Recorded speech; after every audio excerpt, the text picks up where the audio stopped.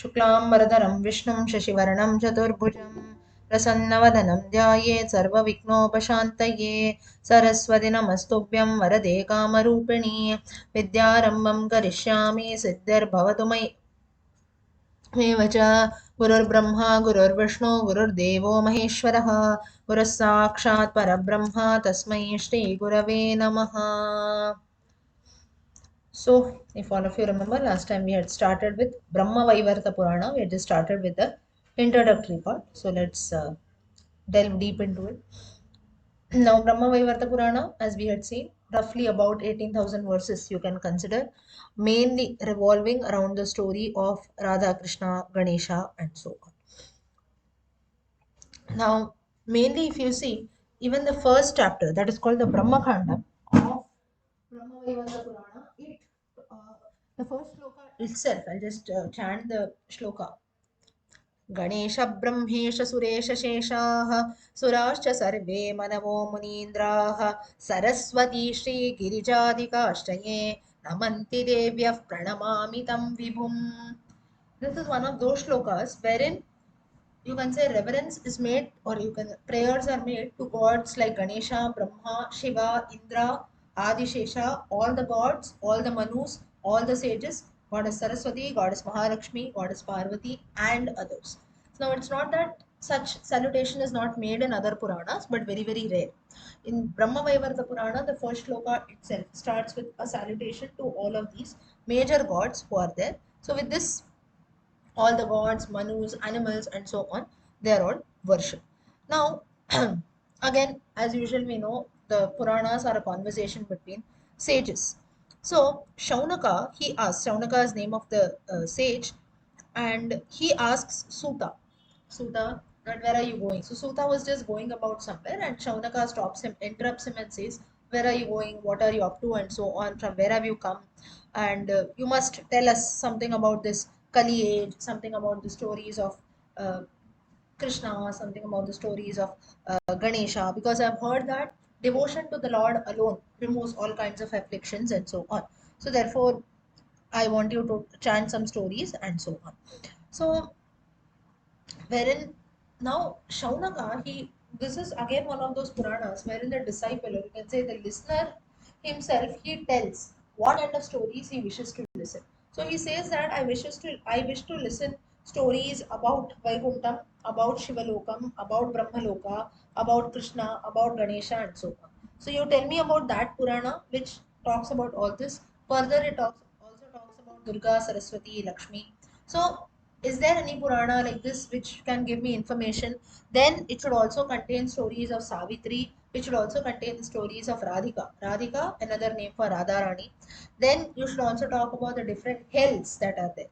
Some similarity to Garuda Puranam and so on, where we have the mention of hells that is there. So, like this, you tell me about this. Then you also tell me the name of that Purana wherein we have details of Tulsi, Manasa, Kali, Ganga, Vasundhara, Prithvi, and so on. So, like this, it's not Kali, it's Kali, goddess Kali, and so on. So, you tell me Manasa, Tulasi, Kali, Ganga, Prithvi, Vasundhara. This is a shloka that comes in the Brahma Purana. So, here all these words are being told, wherein the sages were told that you tell me something about this, all these topics, so that then you also talk about the story of Ganesha, then dharma, what exactly is dharma, what is papa, what is punya, what is shaligrama. Then you tell me something about Lord Ganesha, his stories, what are his leelas, what are his kavachas, the mantras, and so on. Then further he says that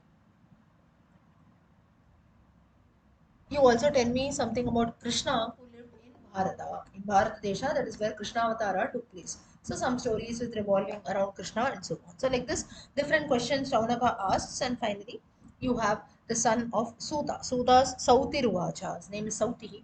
He starts with the rendition. He says that I'm coming. So first the question itself was from where are you coming, where are you going, and so on. And so for that, this Suta's son Srauti, he says that I'm coming from Siddhashrama.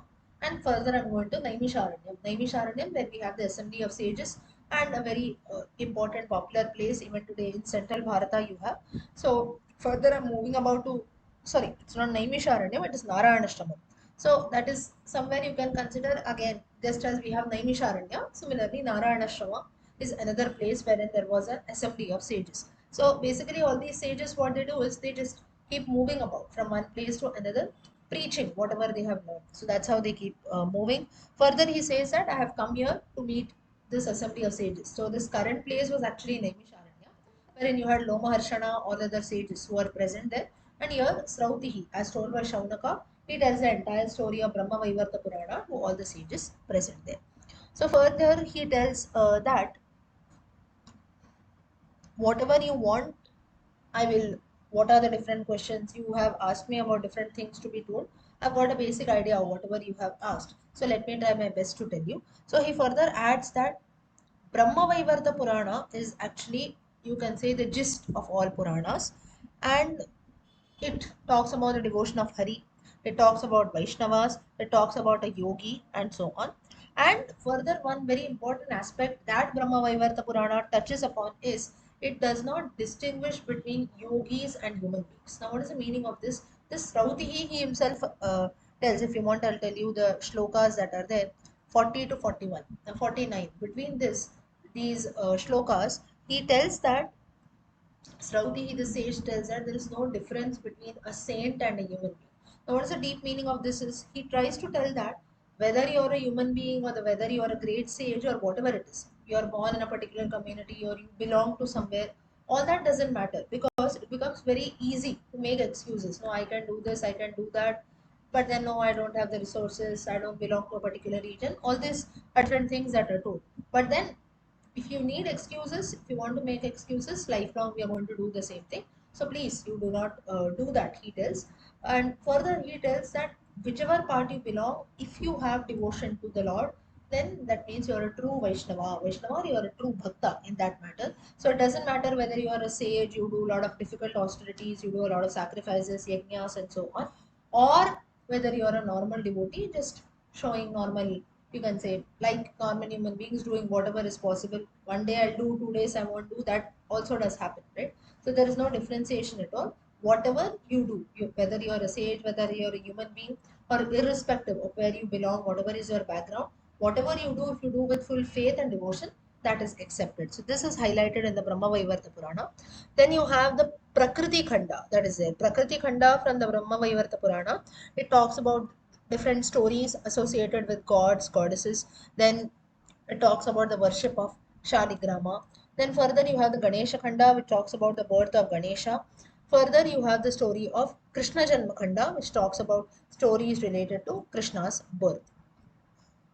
And in fact, it is why it is called Brahma Vaivarta, as we discussed even last time, if you remember in the previous audio. Why the name itself is come as Brahma Vaivarta, meaning the essence of Brahman or essence of reality, philosophy of reality that has been highlighted by Lord Krishna himself. That's how the Purana gets a name as Brahma Vaivarta Purana.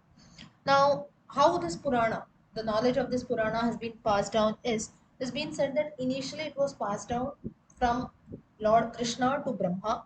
Then Brahma, he told the same to Dharma, that is Dharma Devaha. Where did he tell this? On the banks of the Pushkara, where we have the Pushkara Tirtha. Dharma then further told it to Narayana.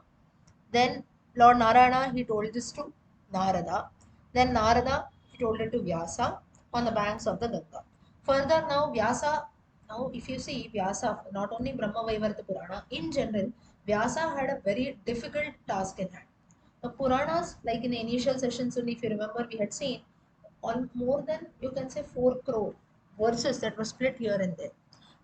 Now, sorry, 4 lakh verses that are there, they were split here and there. So here what happens is it became very very difficult for Vyasa. I think, one second, just hold on. I think total number of, anyone knows total verses in Puranas? I think it is 4 lakh, right? Yes, there are 4 lakh verses. Not 4 crores. Okay. So now this, all these things that are there, we must know little. Okay. So that is for our own knowledge. That is. there. So be it in the Puranas specifically or in general, in all the Puranas that are there. Okay, now just to trick a bit all of you, uh, Brahma Bhagavata Purana has out roughly about how many verses? Bhagavatam 18,000. Which is the biggest Purana?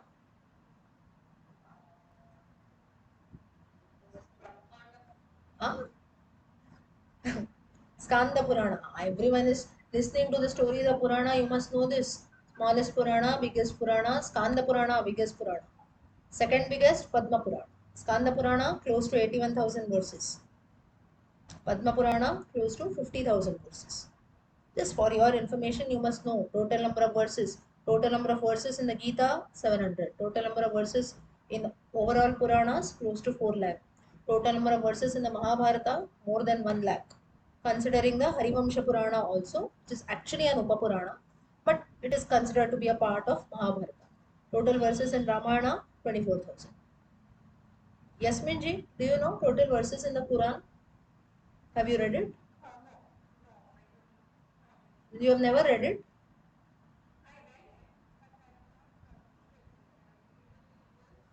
Okay.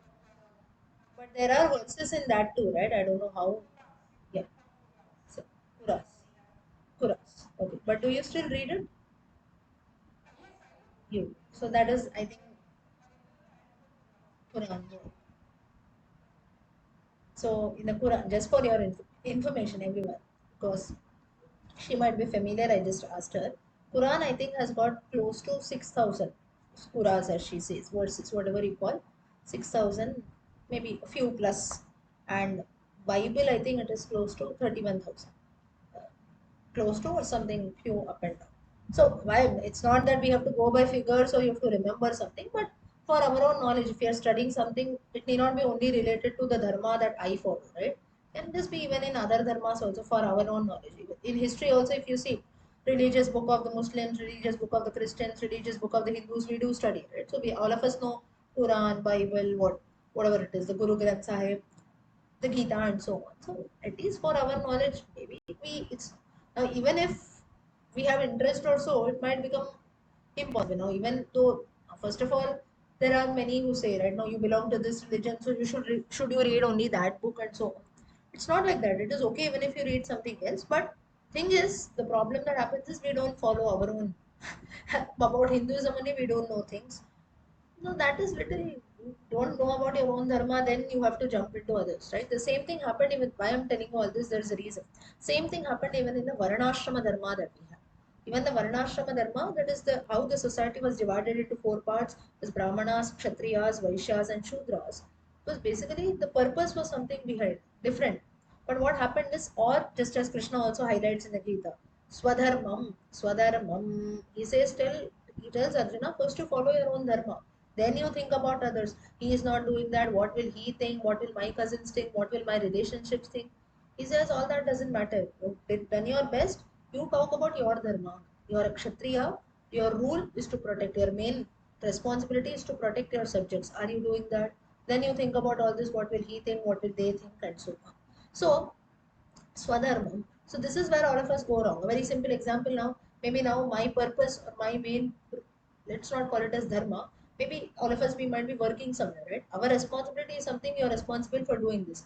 Leaving all that doesn't know what you are doing, what maybe the other person is doing. We go and interfere. No, you tell me how exactly is this process and so on. If you go and inquire, it's something as if I'm not doing my own thing and I'm interested in things which others are doing. It is okay to have interest, but not at the cost of leaving your own thing. So, coming back to all this, Brahma Vaivarta Purana, it highlights a lot about numbers, and at the same time, little we must know about numbers also. Why I'm saying numerical values? Because in the Purana itself, it has in all the Puranas it is highlighted how the passing of knowledge has been done. From Krishna to Brahma, Brahma further passes on to Dharma, and so on, right? So you see from generations together everything has been passed through oral tradition. Generations forget about people, the Lord Himself, then the sages, then finally to all of us, maybe in the form of printed books and so on. Even out of that, also, how many of us actually open and read it? So, if in such a way knowledge has been preserved, that too, even till date, if we have some numerical values that are there. Let us belong to any community, any religion book that we follow. Such things are there. The least that we can do is at least we must know about it. You need not delve deep into it, but little at least just okay, something like that exists. We must know about that. Or now again, this is one thing. Secondly, even if we don't know, now it's impossible, right? To know everything around in the world, that's not possible. But at least to have that jitnyasa, jitnyasu. This is one quality that is highlighted in many texts, if you see in Sanskrit literature, meaning curious. One, even if one does not have knowledge, it is fine. But that jitnyasa is very important. That is the curiosity to learn and know new things. Okay, I don't know about this. It can happen, right? Maybe I tell you something you've never heard about such a thing. But that doesn't mean that, okay, I've not heard such a thing doesn't exist. This is the attitude that most of us have, which is very, very wrong. Especially why I'm highlighting this in our Purana session is Puranas especially cover those topics which most of us we are not familiar, right? Maybe we are listening for the first time, or maybe when I read through it also, I'm reading it for the first time. Such a thing maybe I would have never heard that before. That doesn't mean that such concepts don't exist. But we have to be open enough, okay, I don't know something, but at least let me find out more about it and so on. So further, let's come back. Now, so as I was telling you, Vyasa, he had a lot of work in his hand. 4 lakh verses, just sprinkled, you can say, just put in here and there. Well, again, a simple example for all of you to relate. So maybe now I'm telling you about the Brahma Vaivarta Purana, right? Now we are not discussing each and every verse. 18,000 verses, if they are there, it's not that we are discussing or looking at each of the verses. I'm telling you the breakup, I'm telling all of you to have the text and so on. But the gist I'm telling you, right? So if I have to tell you the gist of something, I have to read the whole book. Only then I can tell you, right? Just giving you my example so that you relate. It can be for everything. Now, say for example, we are talking about a particular topic, but you have only 5 minutes. You cannot talk everything about that topic. You have to pick out some important points. But in order to pick up that important points, we have to end up reading the whole text, right? So in that, what we do a lot of editing and cut shorting things. So Vyasa had a lot of things like this to do.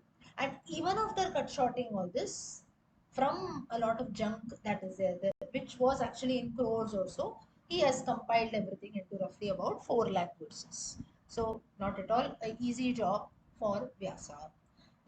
In fact, Vyasa, the name itself means one who compiles. Be it Veda Vyasa, who has compiled the Vedas into four, Rig, Yajur, Sama, Atharva, or be the one who has classified all this knowledge into 18 Puranas. So, it has become more easy for readers like us to. Okay, now next is Next, this was just the introduction of Brahma Vaivarta Purana. Chapter 2 of the Purana, it talks about Goloka. Goloka and what exactly is Lord Krishna, or you can say the divinity or the divine principles, divine qualities of the Lord. So again, Shaunaka, he asks this question to the sage and says that you tell us what exactly is this Purana, you tell me what exactly is this Goloka and so on. So firstly, what happens is he tells that now the first khanda is started, Brahma Khanda. So in this Brahma Khanda, what happens is so firstly, Sauti was the name of the sage who was the son of Suta. He tells that my teacher or my guru is Vyasa. I bow down at his feet. Then I bow down at the feet of Vishnu, the Brahmins, and so on. And he tells that this entire Brahma Khanda, which I'm going to tell you, is actually very ancient. And it was narrated to me by my guru Vyasa himself. And one who even listens to it, it destroys or it removes all kinds of ajnanam. So once it so happened that how the world came into being. So it seems that there was a ball of light, just as we call the sun as a ball of fire. Similarly, there was a ball of light at the beginning, that is after Pralaya Kala. Pralaya Kala, when the entire world was destroyed, again, new world, new creation came in. So at that time, there was a ball of light. And how was that light? The shine was as if crores of suns, suns, suns have come together. Such was the luster or the shine of that light which was there. And that was the cause of the universe, it seems. And here you had all the three worlds were there living here. All the three worlds, heaven, earth, and hell. And above this, you had the Goloka. Goloka, which is spread, you can say, in crores of yojanas. So now here also, the Goloka is a place wherein Lord Krishna resides. That is what is the meaning here. And here it seems that it is Golokam. It's in a form of a globe. And then yogis also, you can say random sages also cannot visualize Goloka. But the true Krishna bhakti or a Krishna devotee can visualize Goloka, it seems. So now, why you must now to just Krishna alone resides there, it seems, and other times now specifically wherein at the time of dissolution, that is pralaya kala, we find only Krishna there. Apart from that, it is always crowded with cowherds, gopis, gopikas, and so on. So special place for gopikas and the gopas all together is seen in Goloka. That is what is the belief. Now you might notice little that too much why we are talking only about Lord Krishna. That is because Brahma Vaivarta Purana is highlighting about Lord Krishna. So the main character here is Krishna, so everything will revolve around the Lord. Again, this doesn't mean that other gods are inferior also, or we are just showing Lord Krishna on top. You have a specific loka for him and so on. Further, you'll have even Shiva loka coming. So the point is, when one deity is shown at top, doesn't mean that others are at the bottom, but it is just because that text is glorifying. If we are talking about something, if it is Ekadashi, obviously I have to worship Lord Vishnu. On that day, Vishnu is the hero. So the same thing is seen even here. In Goloka, Krishna is a hero. But it seems that in Goloka you have Gopas and Gopikas who are present there. Further below the Goloka you have again, now here again you have everything with numeral values. Tadado dakshine sabhye panchashat kot yojanat. This is the verse there, meaning after the Goloka at a distance of 50 crore yojanas you have the Vaikuntha. Now when such numerical values are given, it becomes very difficult to unbelieve things. Like now you might have a question, has anyone gone and measured? None of us have gone. Even if we would have done, we don't remember. But something has been mentioned.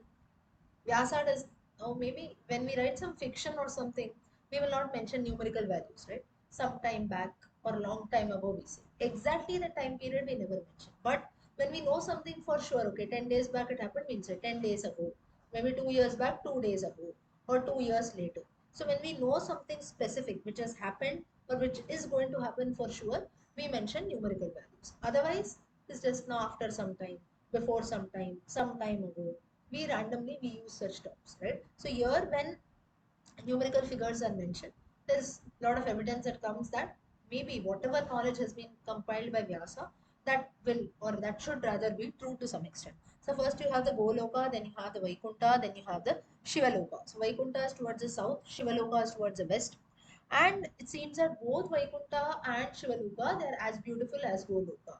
So there is no difference between all three. Vaikuntha, abode of Vishnu; Shivaloka, abode of Shiva; Goloka, abode of Krishna. All three are equal. So further, at the time of dissolution, what happens is both goddess Mahalakshmi and the Lord Vishnu both are seated there, and Goloka has got a lot of, you can say, a lot of beauty, just as Krishna was living in Gokula. The same scene we can see even in Goloka. Now here the beauty of Krishna has been described in detail. It has been compared with Kamadeva. Then you can say he has a Pitambaram, he holds a flute in his hand, he has a Mayura Pitcham, peacock feather, he has a lot of gem studded ornaments, then a lot of sandal paste that is applied, you have the Kasturi Tilakam, you have good scents and so on. So that description has been given in detail. Further now, here what happens is Narayana himself, now this is actually a stotram in the Brahma Vaivarta Purana in praise of Lord Narayana. Narayana Kritam Sri Krishna Stotram. If you want, you can just note it down. Chapter number 3 starts from just 7 verses in all. Verse number 10 till verse number 17. Chapter 3 Brahma Vaivarta Purana Narayana Vacha. Varam Varenyam Varadam Varaham Varakaranam Karanam Karananam Cha Karma Tat Karma Karanam, and so on. Like the 7 verses are there, Lord Narayana himself has composed in praise of Krishna. That is Brahma Vaivarte Narayana Kritam Shri Krishna Stotra. Wherein Narayana himself he says that now you might feel Narayana and Krishna are one and the same, right? In fact, Krishna is an avatar of Narayana. That is fine, but still they are different. Different in the sense Krishna when he is an avatar, Narayana when he has taken an avatar of Krishna, he is in the character of Krishna. So at that time, Narayana is different, Krishna is different. Though we say both are one and the same, during that time of the avatar, they are two different things, right? Very simple example, if I say mother and son. Now you might say that the son was there inside me. Does it mean that the mother and son are same? No. After the child has come out, child is different, mother is different, right? Not a very apt example, but to some extent you can relate to that. Only difference is child once it comes out, it will not go inside again. In the case of avatars, once an avatara has come, it has to go back to Vaikuntha. Okay. Now, so like this, you have the prayer of which talks about the power, or you can say the one who is responsible for creating this beautiful universe and so on. That is Krishna himself. Then further, you have another stotra which is chanted by Lord Shiva for Krishna. Shambhukritam Sri Krishna Stotram. That is also in praise. That is also in chapter 3 of the Brahma Vaivarta Purana. Jayaswarupam Jayadam Jayesham Jayakaranam Pravaram Jayadana Cha Vandetam Aparajitam and so on. So I'm just Brahma Vaivarta Purana has got a lot of stotras and shlokas. So I'm just chanting one or two lines. Just five shlokas. 24 to 29 Shambhukritam Sri Krishna Stotram. Further, you have Brahmakritam Sri Krishna Stotram, composed by Lord Brahma. Virbabhuva tatpaschat Krishnasya Nabhipankajat Mahatapasvi Vriddhascha Kamandalukarovaraha. Shloka 30 to 40, 10 verses in praise of Lord Krishna, composed by Brahma. So you have firstly composed by Lord Narayana, secondly composed by Lord Shiva, thirdly composed sorry, composed by Lord Vishnu. Again, in the same chapter, you have these verses, hardly 7 to 10 verses.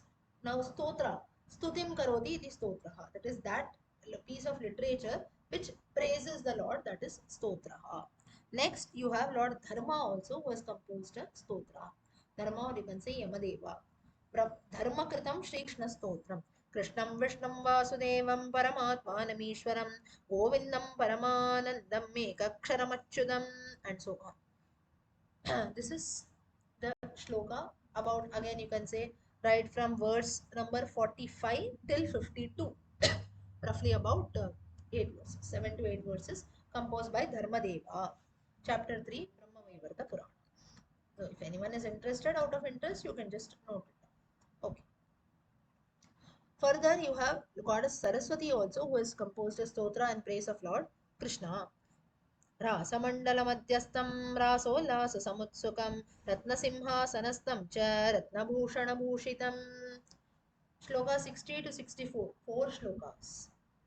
Five shlokas in praise of Lord Krishna, composed by goddess Saraswati. Then Mahalakshmi. Mahalakshmi has also composed a stotra. Rather than stotra, she she composes just one line, and then further she is also compared along with Lord Krishna who's there. So as such, if you see, we cannot say that Krishna, Mahalakshmi has composed a stotra. She just stands one line, and you have a lot of Krishna and Mahalakshmi are said to be like, here the comparison is made one and the same, because goddess Lakshmi, she always resides in the chest. Vakshastale nivasati Lakshmi, vasati Lakshmi. So a lot of comparison, or you can say Mahalakshmi as such does not pray, or you can say has not composed any prayer in praise of the Lord. But you have just one shloka, shloka 68. Mahalakshmi Ruvacha Satyaswarupam Satyesham Satyabijam Sanatanam Satyadaram Cha Satyagnyam Satyamulam Namamyaham. There are few more verses that are there, but the comparison is also made with goddess Mahalakshmi. Then you have Prakriti.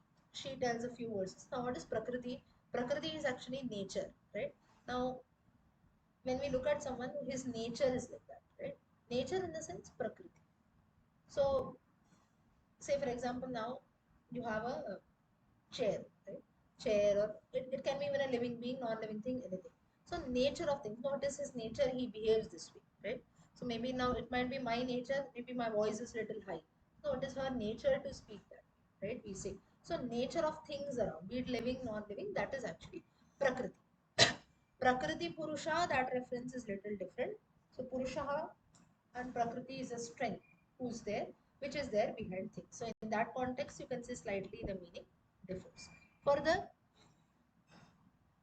one who hears about all these prayers that are composed in praise of the Lord, he will receive the blessings of the Lord. So basically, third chapter of Brahma Vaivarta Purana has got different shlokas and stotras composed by different gods and goddesses in praise of Lord Krishna. Next is you have the story of Kamadeva, Rati Devi, and so on. Kamadeva, the god of love, and his wife Rati Devi. So how they were born.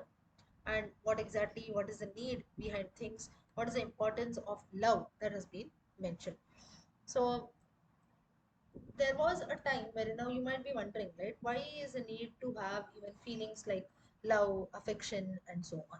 It seems that from the tip of the tongue, Sauti, the same sage he continues, Savitri Devi, she comes up and she prays to the Lord, and she prays to the Lord and says that you're the one. Now, Savitri Devi, she is a mother of Vedas. So she prays to the Lord and says, you are the one who has got all the knowledge, you are the seed of all creatures, and so on. So, when she was saying such things, it seems that out of the mind of Lord Krishna, a deity came. And the deity was none but, a male deity came out, he was none but Lord Kamadeva, god of love. He had five arrows with him, five passionate arrows. Passionate, that which attracts us. That's the reason why we get attracted towards things, right? There is something called attraction, affection, love, and so on, right? So now, why these concepts? Even in fact, now today, when we look at something, or we look at something, we feel, no, I should have this, right? Maybe you look at someone, you feel, no, I have feelings for this person, or I want this person to come and live along with me, or I like to spend time with so and so. Why this happens is when we now, if I say there are 10 people around, right? It's not that towards all the 10 people I will have the same kind of affection, right? Maybe among the 10 to one I might be very close, to all the nine also I might be speaking, but then one person might be special. Why this happens?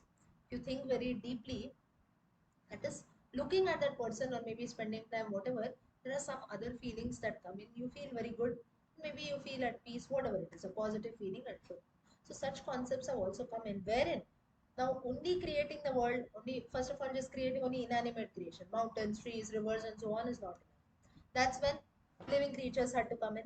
Now, just having living creatures is useless. Then the thought came human beings. When human beings have come, we have to differentiate human beings from other living creatures, right? Otherwise, they are also just made of flesh. They are also fetching food here and there and so on, like the early man's too. No use. So, man was blessed with a brain, with an intellect, mind, and so on. Now, man should live. Now, just giving a brain, intellect, and so on is not enough. Good feelings, good thoughts, feeling of unity or living together with people, having feelings for others, sympathy, humanity, all this is needed, right? That's when this concept of love, affection came through the birth of Kamadeva. That's how even till date we have these feelings that are there. And it may not be only towards people, it is also towards things. That's the reason now here, all 15, 20 of us, if I ask you each of your likes and dislikes, we'll have a list ready, right?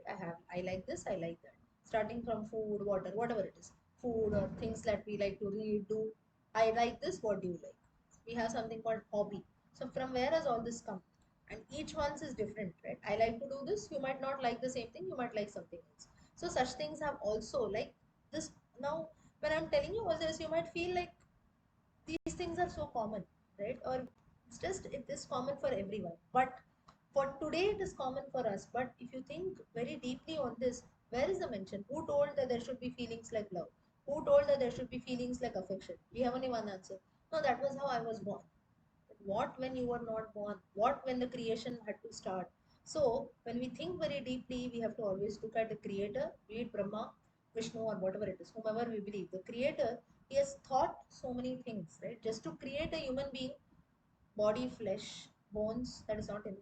There are a lot of things that come in. You look at, maybe you don't like someone, automatically anger comes out, right?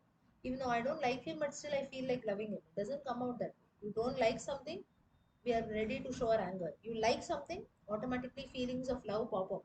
You look at someone, a smile comes. You meet someone on the road or so, you feel that you know, immediately a smile comes on your face, right? Something hurts you, or maybe you hear a sad news or so, immediately tears come in our eyes. Why such things come? Because there is something human inside us. There is something called feelings or whatever it is. Now, for this, so you can maybe relate all this even to psychology, Manasa Shastra. So, but all this, it is very, very interesting to note that they have their roots little bit in the Puranas also.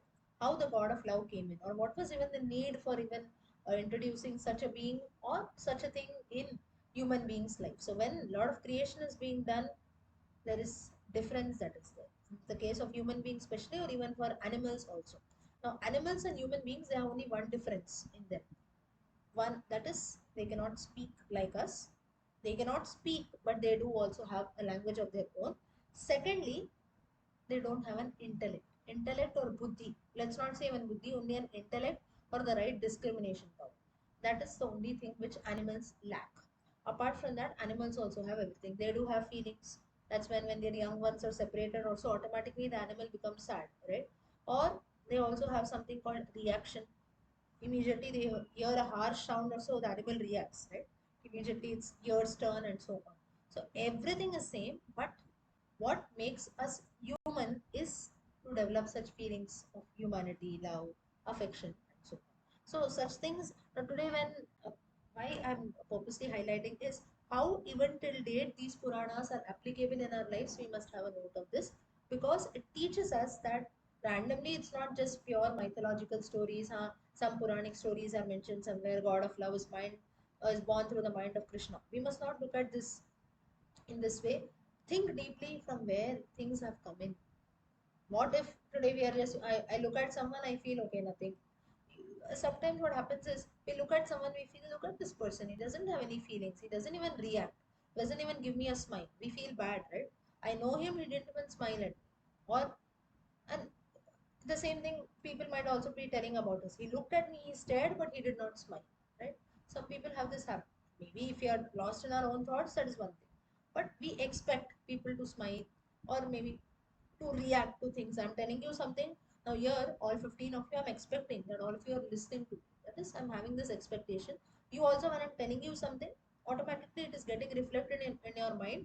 Inside your own minds, you're thinking about what I'm speaking. Whether you agree or don't agree, that's your point. But then we are all thinking. So, continuously, there is something which is going around. For all this that is there, we have Kamadeva who's present, and that is the main purpose for the five passionate arrows that are there. And this is meant for only certain things or certain people. It differentiates. That's the reason why looking at everyone and everything around us, same feelings don't develop, right? It's not that all the people in the world have liking for only one person or have liking for only one thing. No, all our interests, likes, dislikes differ. Then from the back, it seems back part of the god of love, it seems a damsel. She was born. That is, an Apsara was born.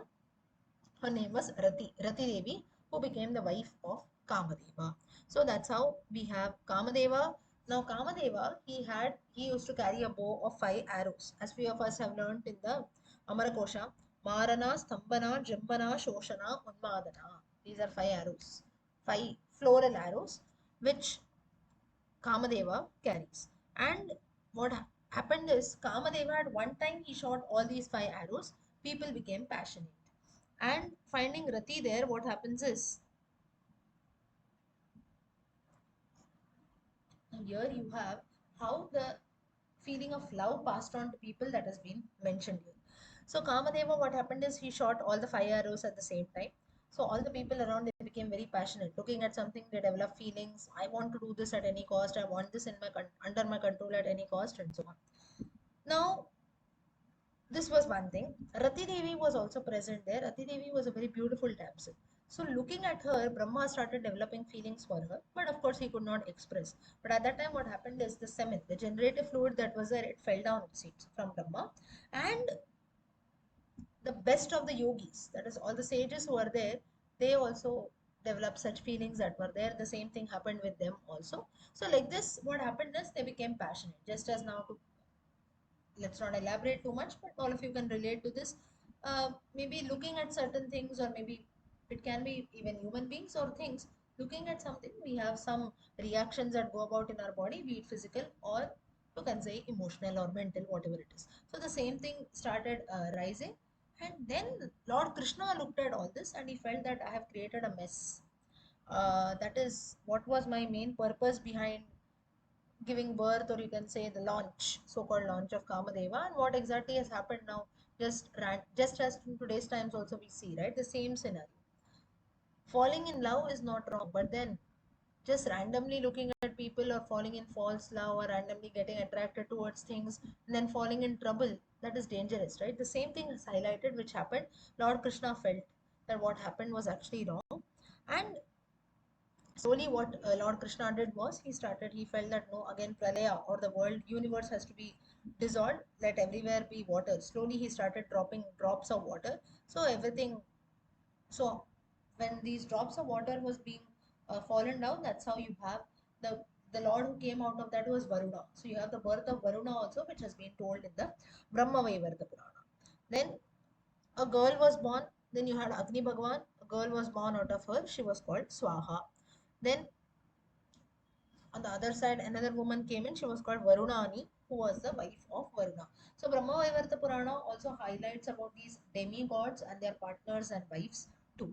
So slowly, slowly, water started coming in. All the worlds got under their control. That is just as now, maybe when a person is unconscious or so, we sprinkle water, right? We splash water on that person's face.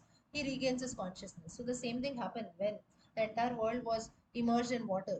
It was actually submerged in water, like Brahma or the yogis and so on. They regained their consciousness. They knew what they were doing was just wrong. They were just getting attracted towards things and so on. They got back their lost mind. Then you had Vayu who was there, and Vayu's wife is called Vayavi. Further, so it seems that Lord Krishna is responsible for, you can say, building upon all these gods and so on. Like this, you had the universal egg which came about, and the 16th avatara, 16 Amsha, sorry, of Lord Krishna is known as Mahavishnu. Now, here, little this has been mentioned in I think chapter 4, just to give you a gist. Yes, chapter 4 shloka number 26. Sa eva shodashamshopi krishnasya paramatmanah mahavishnusya vigneyaha sarvadharas sanatanaha. As per stories what we know, Vishnu's avatar is Krishna, but here Krishna is glorified a lot. So Krishna is like Vishnu in the Brahma Vaivarta Purana, and from him you have all other gods. So Mahavishnu also has emerged from him. That is what has been said. Okay, so don't get confused little, because the Purana highlights about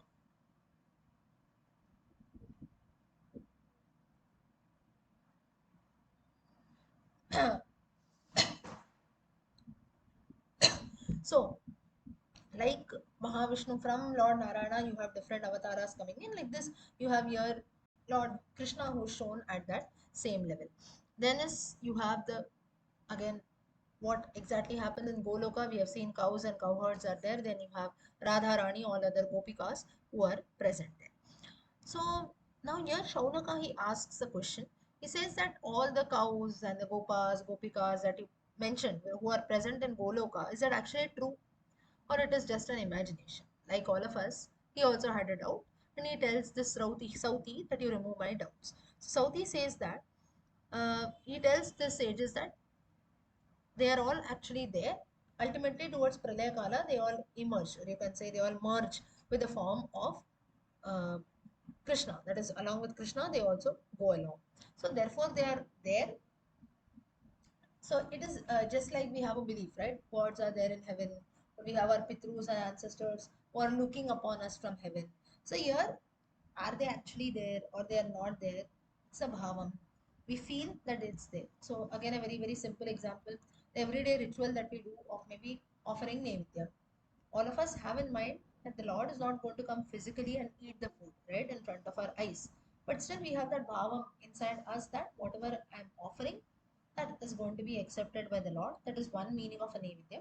Second is, it is like today I'm blessed with food in front of me in my plate. So it's just a sign. So you can say a sign of gratitude. Or to be grateful that today I have food in front of me.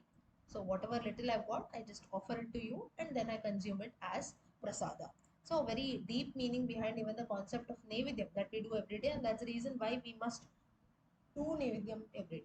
It can be anything, even in a glass. Patram pushpam phalam toyam yome bhakta prayachati.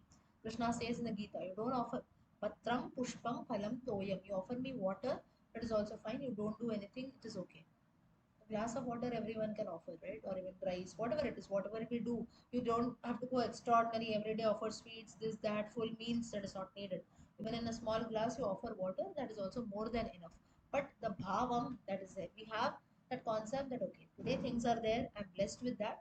So whatever actions or the different rituals which we are following till date, all that has got a deeper meaning. We must not just look at things, okay, Like I told you, some story is mentioned in the Purana, it is just historical knowledge. No, there is a lot of meaning behind that, or you can say it's just the way how we look at it, right? So just as we had the simple example, the glass with water, half empty, half full, half filled, right? And then you look at it and people say their own perception.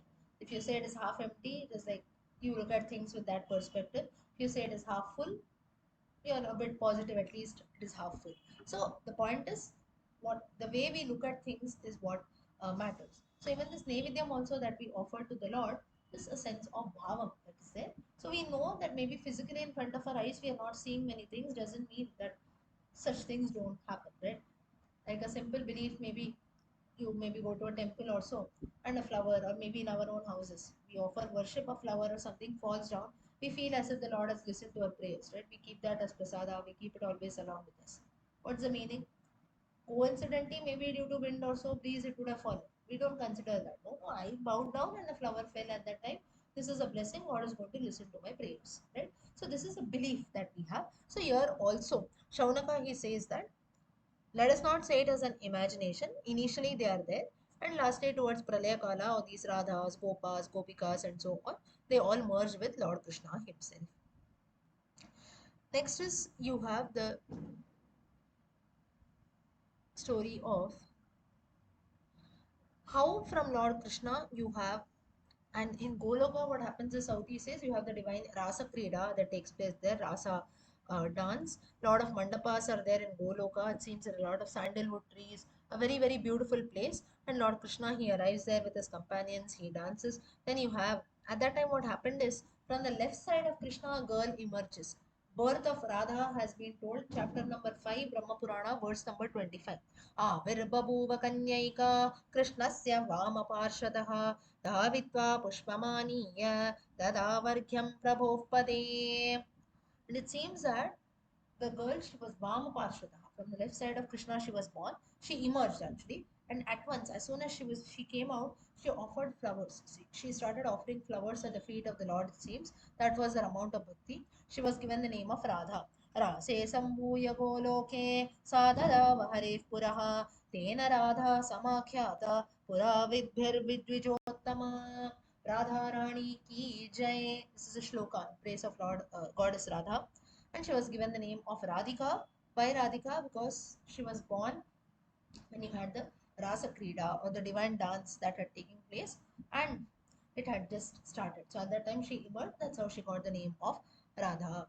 She became the lady of Krishna's life. She was about 16 years of old. That is exact. You can say perfect youth. That is there.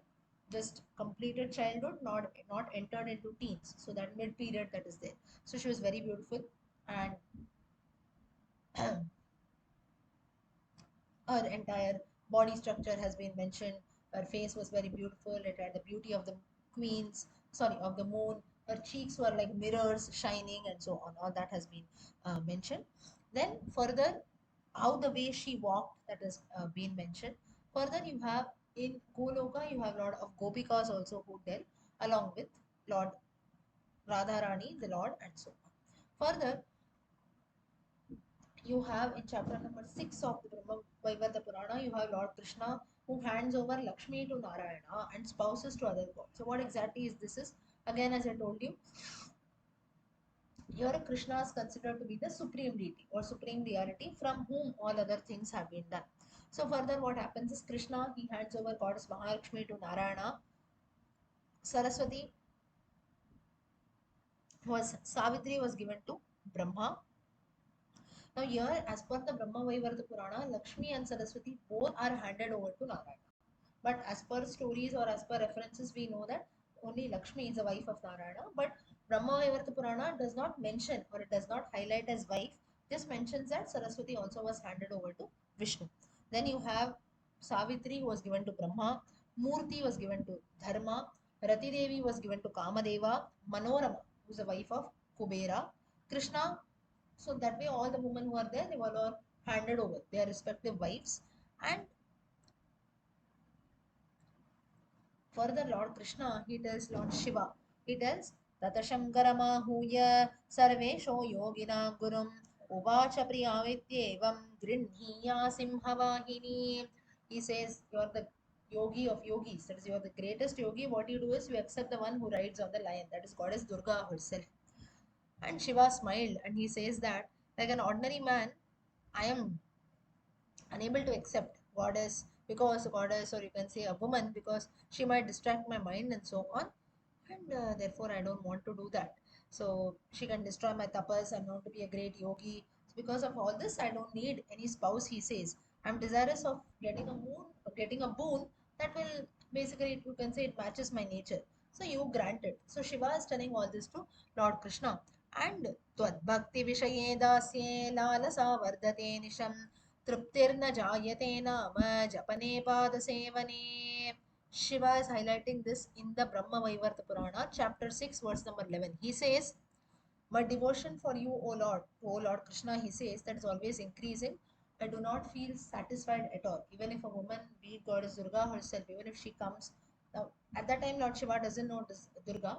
She just tells, let it be anyone, goddess, damsel, anyone. I do not feel satisfied except then by serving you by chanting Ramanama. So this is how we know that Lord Shiva continuously keeps chanting Ramanama. And he says that the Lord Shiva that time is said to have five mouths. So he says that whether I'm awake, I'm sleeping, or in whatever state, I wish to chant only your Nama through my five mouths. And for crores and crores of kalpas, I wish to meditate on you. So all this highlights again Shiva Vishnu unity, Shaivism, Vaishnavism unity. And he says that I get a lot of pleasure, happiness, and so on. I just want to uh, serve you and so on. Sevanam, Pujanam, Vandanam, Namakirtanam, Smaranam, Kirtanam, the Navavidha Bhakti, 9 kinds of bhakti I want to do. I want to do your japa, I want to sing your names, I want to remember your beautiful form, I want to do some kind of worship, I want to offer to you flowers, I want to bow down at your feet, I want to eat something after offering it to you, that is offering some kind of nevidyam. These are all different types of bhakti. I wish to do all of this. Devotees like us, we should be able to do at least one out of this. 9 options are given by Lord Shiva. So Lord Shiva is telling all this to Krishna. He says, I'm engrossed in doing all this. And here Lord Shiva, he also highlights about 16 types of salvation that are there. Or you can say 16 types of kalas. What exactly is that kala? Or the Shaktis. Anima, Lagima, Praptihi, Prakamyam, Mahima, Tata, Ishitvam cha, Vashitvam cha. So all this what that is Anima, Lagima, Garima.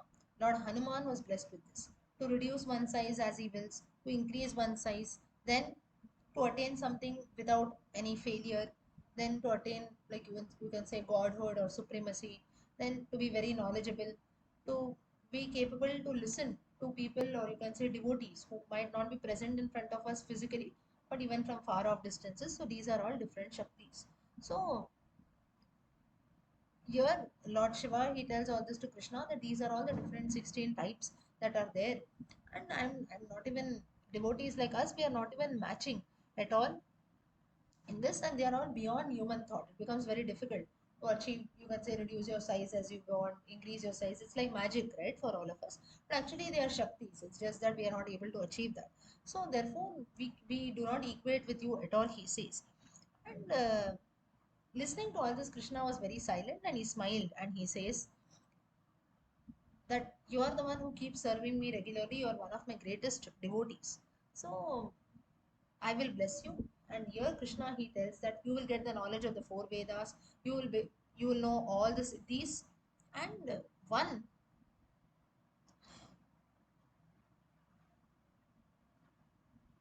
he says that you are the one who will be able to witness everything that happens in this world. That's the reason Shiva is always present.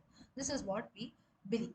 And here, further here, Lord, he says, Parakramena yashasa mahasa matsamo bhava prananam adhikastvancha nabhaktastva mama.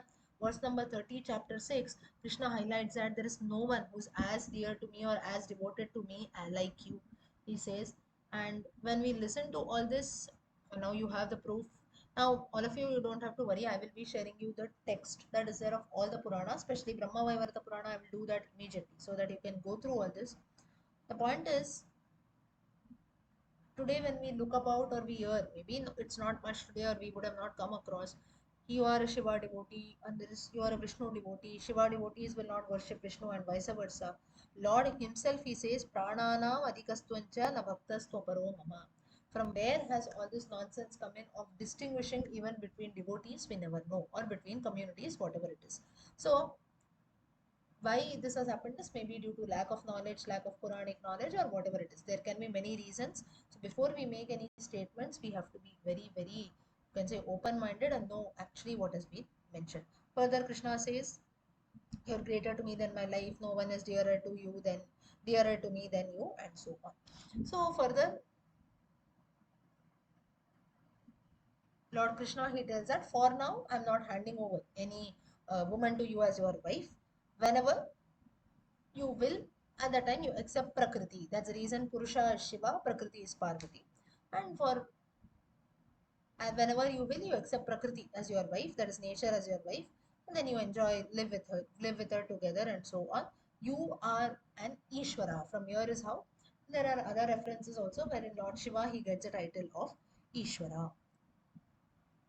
And whenever you wish, at that time you accept that lady who rides on the tiger, who's nothing but Goddess Durga herself, you accept her as your wife. And further he says, Mahadeva, Mahadeva, Mahadeveti Vadinaha, Paschadyeti Mahastotra, Nam Rashravana Lobhataha. Lord Krishna says, by repeating the name Mahadeva, Mahadeva, Mahadeveti thrice, all the misfortunes or evil things that come in one's life will vanish. Same thing Shiva also says, Sri Rama Rama Rameti Rame Rame Manorame Sahasranama Tattulyam Rama Nama Varanane. Shiva highlights in the Vishnu Sahasranama when Parvati questions, three times you chant Ramanama, you get the phala of chanting the entire Vishnu Sahasranama. Same thing Krishna highlights in the Brahma Vaivarta Purana, chapter 6, verse number 48. Mahadeva, Mahadeva, Mahadeveti Vadinaha. Chant Mahadeva, this Nama thrice, all the misfortunes will go away. So this was a blessing of the conversation that both of them have together. Okay, so with this we will stop here for today. We continue next time.